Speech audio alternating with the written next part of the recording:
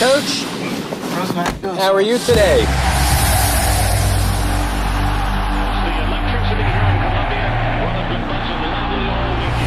I love the car. Here we go. Have you ever been in a Mini? I have not. Oh, wow. Spring game was awesome this year. Yes, sir. I know you were pretty preoccupied, but did you happen to catch a certain pass that came from Coach Spurrier I did. to President Pastides? What did you think about that? You look good. You got any eligibility left?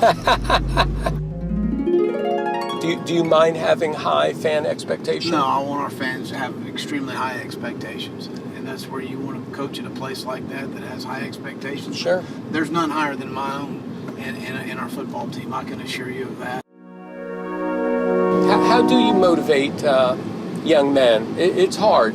Coaching is just like teaching. It's the ability to inspire learning. There's a key to every young man, and you as a coach have got to find that key and what motivates them. It's no different than probably what you deal with as being the president of the university. You've got to find different keys to people and what motivates them. You do.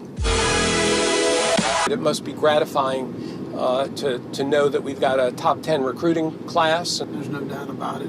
Recruiting's a marathon. That's the lifeblood of our program. And we've got to recruit good players that are going to do things the right way. Let's talk about academics for a minute. I could not be more proud, and I know Provost Gable and many other people, about the accomplishments of your team with their GPA.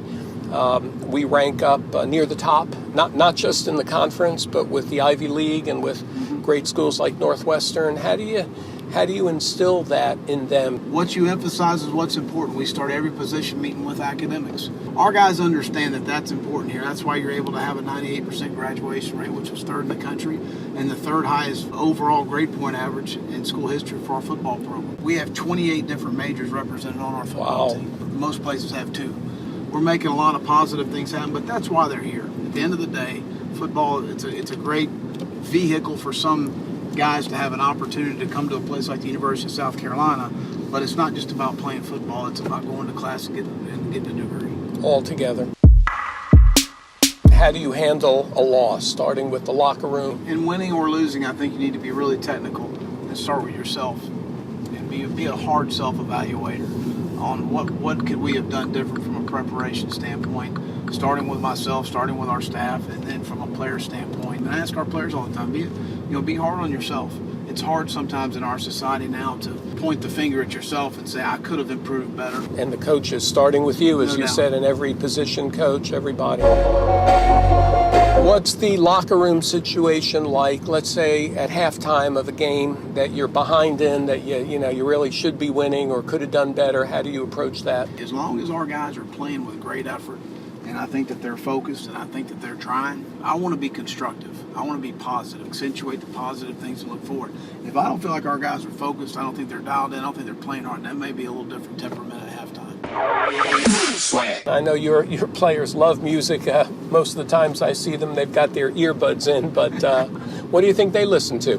Well, they're probably most of them are listening to Migos. Personally, for me, I like Darius Rucker, Kenny Chesney. In 1994, I was at Georgia, and we came to play South Carolina, and that was one of the big. They were opening up at that time, Hootie and the Blowfish, and of course, then as Darius became a single artist, but I've really enjoyed his music back to college. Did you happen to bring any along? I think I've got something we can listen to. A little classic Darius, huh? I don't think about it. Oh, yeah. But don't think I don't think about it. Don't think I don't have regrets. He's a diehard. Well, I brought something for you, too.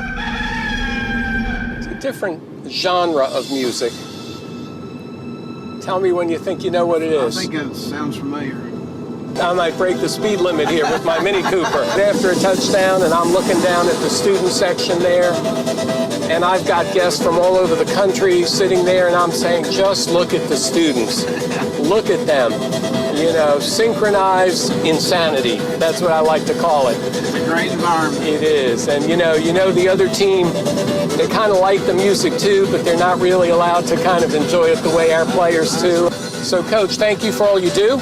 Thank you for being at the University of South Carolina. Let's go all the way and have fun doing it. President, I appreciate your support. Thank you so much. Thank you, Coach. Yes, sir. Be well.